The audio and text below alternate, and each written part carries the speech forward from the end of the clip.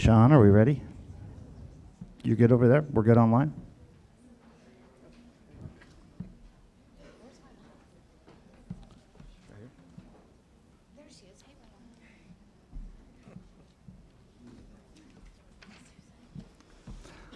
Okay.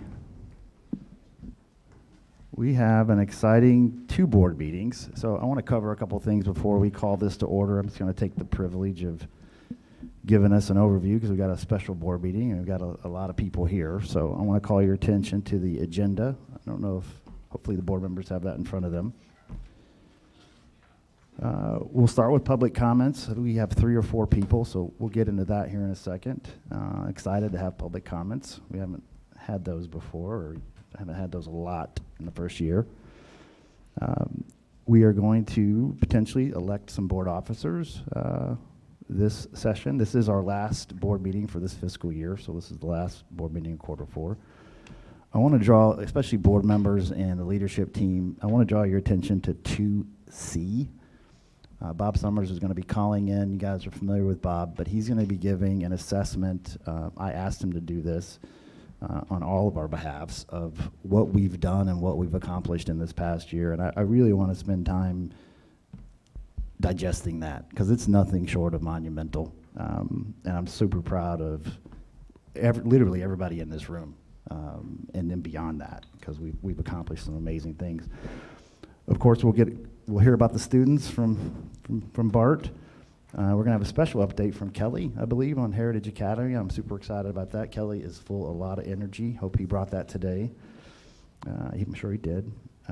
We're going to have a public meeting, or not a public meeting, but a public hearing. We did this last year, if you remember Ginger and Moana, the other 2 board members.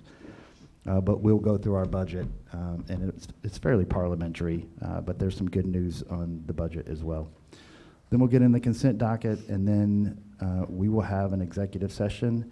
We are going to go through BART's evaluation with BART, so that's exciting for him. Then we'll come out of that and move forward. The second board meeting is at 6:30. So we didn't get a chance to move that. So if we get done with this one early, we're going to have a break until that one comes around at 6:30. So my apologies on that. That was my fault. I moved this up to give us some time because we thought we would have public comments, and we also wanted to give plenty of time for BART's evaluation. That's important to us. And we have a lot of other things. Okay. Any questions before we start the meeting? I just want to make sure we're all on the same page. All right. Good. Janet, would you call to order the EPIC one-on-one charter school meeting? Paul Campbell. Here. Ginger Casper. Present. Susan Ogle. Here.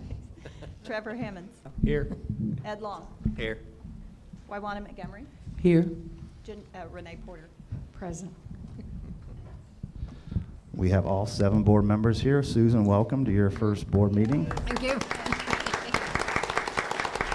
If only I could turn on the mic, I'll be I've had a chance to meet with Susan a couple times now. Susan was just finished a successful stint as the executive director for Positive Tomorrows here in town, which has done a lot of amazing work for our unhoused community, which we're passionate about here too, and we've done some good work here. All right, public comments. We have 5 people signed up. So Julie, I can't read your writing, Julie. I'm so sorry. Triggers? What is it? Yes. Where do we want the public comments? Do you want them to come up here to the podium? Yep. I think the rules are, and I think I know what you're going to talk about, so they'll be fine. The rules are it has to be something on the agenda. There's plenty of things to talk about on the agenda. So. Hi, Julie. Hi, Julie. Welcome. This is my daughter's teacher. Oh, Julie. Okay, welcome. Board Chair Campbell, board members, and Superintendent Banfield, my name is Julie Triggesid, and I'm starting my 9th year as a teacher with EPIC. I have been through the ups and downs with EPIC, and the one constant steadying force has been Superintendent Banfield. We just finished graduation, and I think each year these ceremonies represent what we were all about.